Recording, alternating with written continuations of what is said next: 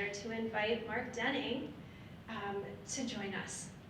So he is going to provide a welcome to all of us and talk about the cultural importance of storytelling in Native communities. So Mark Denning is an enrolled tribal member of the United Nation of Wisconsin and has been involved in public education programming for more than 40 years. Most recently, his work is focused on mental health challenges and the effects of COVID-19 on the Native communities. As Mark says, the two things he has become sure about is that everyone needs help, and it is an honor to be helpful to others. So please join me in welcoming Mark to the stage.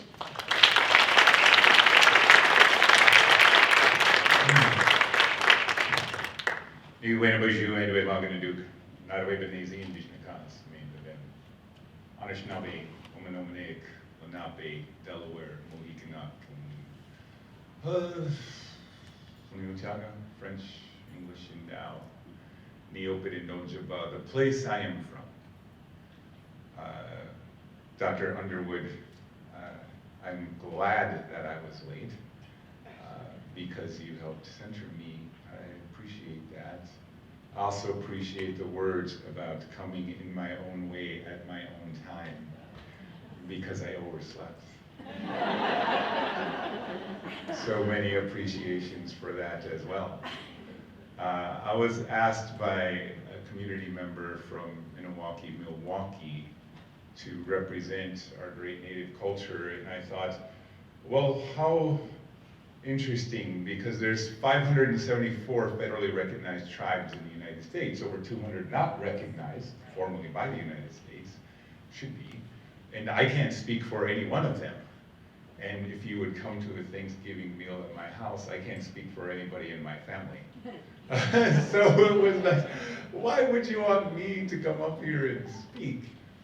And as I listened to Dr. Underwood, I understood that I do have responsibilities. And within those responsibilities is one to speak to this place. In and around Canada, the United States, there are things called land acknowledgements. And these land acknowledgements are fantastic because they recognize that, and it centers Native American presence in a place where we can usually, sometimes we're only 1/2 to 2.5% of the population.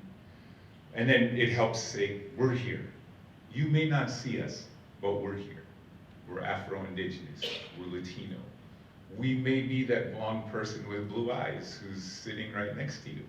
And we're here, and land acknowledgement does that.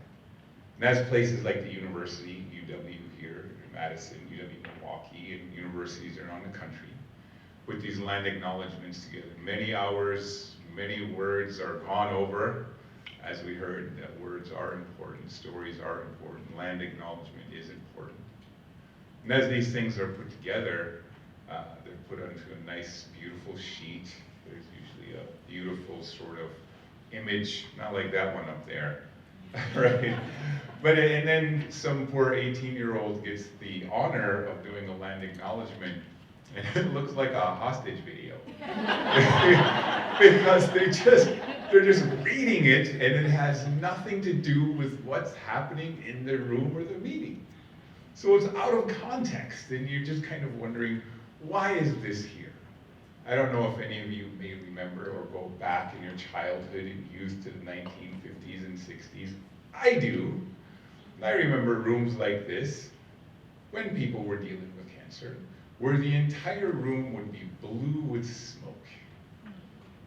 Right? And those of you, I can see you nodding your head because you were in those rooms.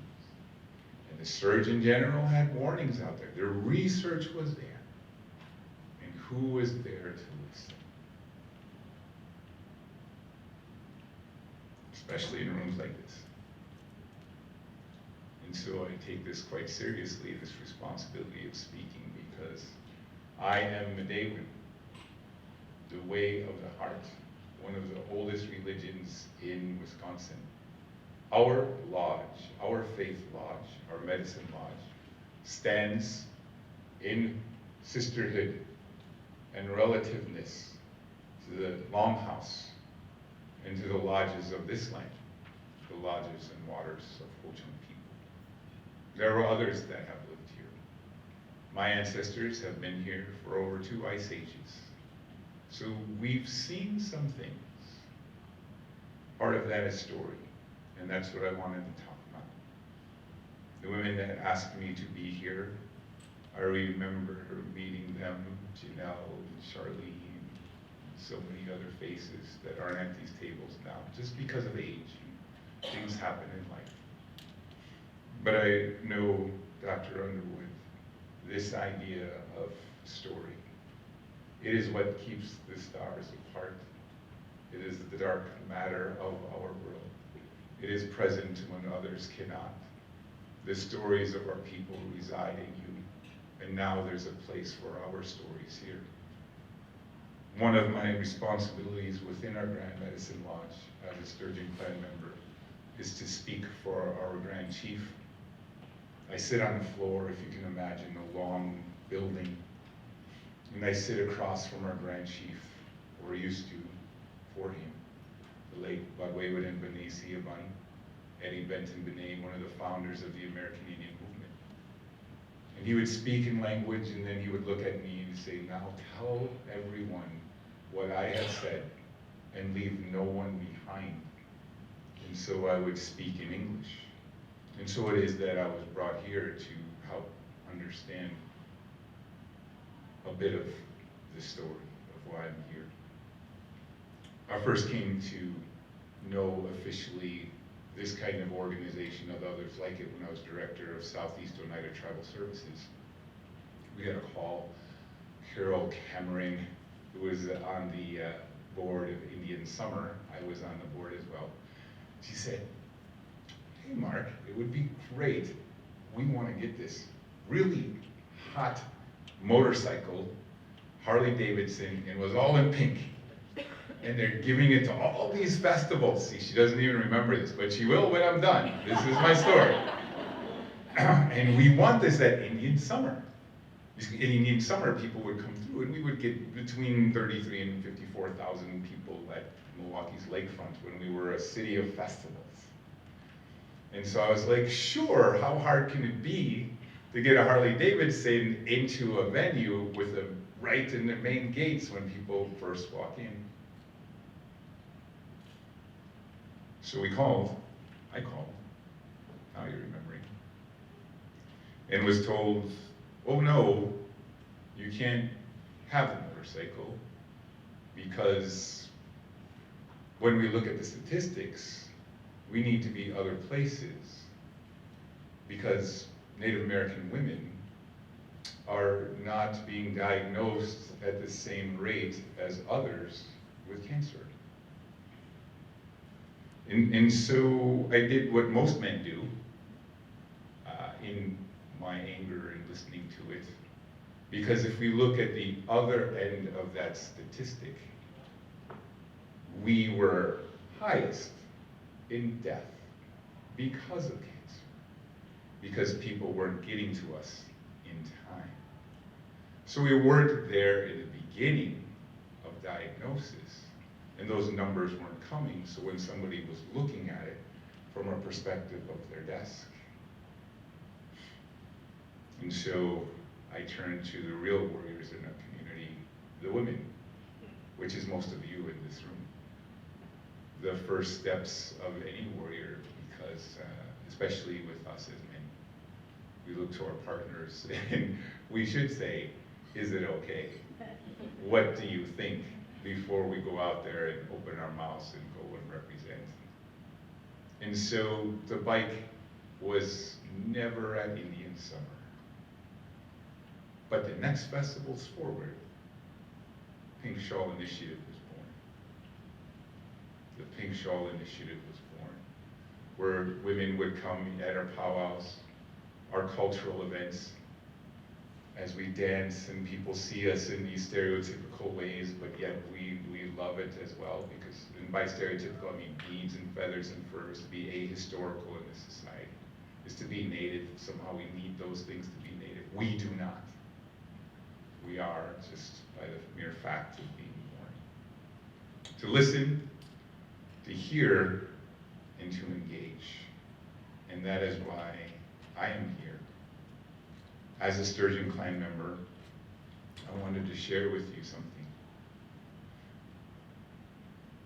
Sturgeon Clan people, as our relatives swim through the water, and as we look up to the stars. And our job is to know not just those 64 songs in our lodge, but to understand the migration of the stars above us. Because in those constellations are the stories of our people, the changing of the seasons, the migration patterns, the migration pattern of life itself. And within those stars are 7 grandfathers. Grandfathers, and they have names. We call them Pleiades, but we call them love and respect and bravery and wisdom and humility. And I love that. Taking that I out and seeing the we. We can see marginalized populations now because organizations like this has centered marginalized voices. So I have my good timer at the table telling me that my time is nearing an end. So I want to explain that in my responsibilities enrolled in the lodge, I am to speak for the dead, I am to speak for the unborn, and I am to defend the lodge. And a part of that is to explain these small pieces of gifts that came to you. There's sage and sweetgrass and tobacco, and what an odd thing to be giving at a conference with tobacco, and now my talk comes full circle. When these gatherings would happen and their rooms would be blue with smoke, and allowing marginalized populations to be seen, the medicine of tobacco is now more properly seen in these because of our women. And the red ones is tobacco, and it's got a piece on it. And this is the proper use of tobacco. When we would use tobacco and inhale it, it was done on very special occasions, on prayerful occasions, and it was meant to make our words seen, because when we pray, there is no power on earth, there is no power above us, there is no power below us, there is no power in the stars. That when we pray with tobacco, no power in this universe will stop our message to our great Creator. Not one. And this is the importance of tobacco. When was tobacco given to us? And I know I'll probably have just a minute to go, and I'm going to use every bit of it. When tobacco was given to us as Native people, we were given this by our great Creator, and it was lowered to the earth out of an act of love. It was out of an act of love, because the person who was affected and looked out into the world did not see relatives and did not see people. The person who got this particular tobacco plant, that act of love, was because they were affected by the loneliness of the spirit. You've been affected by cancer. You've been touched by the great destroyer. And the loneliness of the spirit. End stage individualism, where you feel alone. Is there a way forward? And in our great lodge, our medicine lodge, instead of a room filled with tobacco, we're given this kind of tobacco where it's held in our left hand, our heart line, and we pray to our Creator. And I know where this will go, 2 blocks from here, where my daughter once lived, Isabel, lost to the loneliness of the spirit as a junior here in Madison. I know what that place is. her, I think of her each day, and I think of the baby she carried. So when it comes to being touched by the destroyer and the loneliness of the spirit, we are never alone. Tobacco makes evident the love of creation for each and every one of you. And each morning as I can, I look to the sun. As our day begins, her day ends, and her brother's. And as each day begins, our day begins, their day ends. At the end of the day, our day is ending, their day is beginning. And I greet that light with this tobacco. And even though I may feel alone, I am never alone. Because love of the great Creator is all around us. To all that is, to all that was, to all that ever will be. If you in this room know somebody who's been touched by the loneliness of the Spirit, this gift of tobacco is to remind you that there are ancestors that hold them back from the back. There is someone on their left hand, there is someone on their right hand, and maybe it's you. And there was someone pulling them by their heart.